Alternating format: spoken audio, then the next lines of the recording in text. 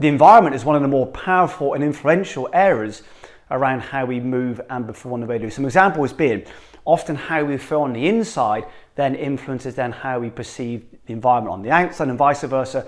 How we perceive our environment then can very much influence how we feel on the inside. So there's that lovely interaction, a very kind of bilateral relationship between those internal feelings, how it influences our perceptions of the outside, and vice versa.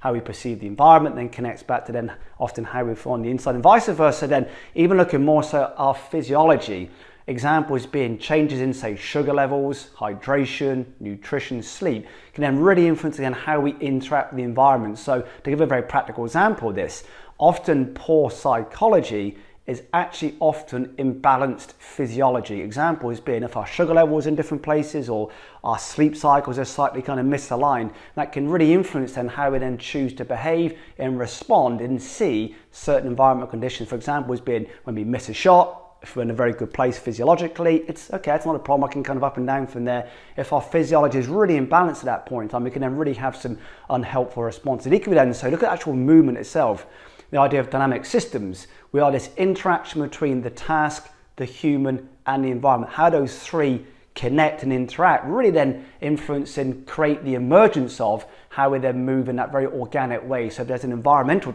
constraint, for example, dog legs, bunkers, trees, for example, that can really shift then what the task requires and also how the human adapts then to really fit around that change, that environmental conditions.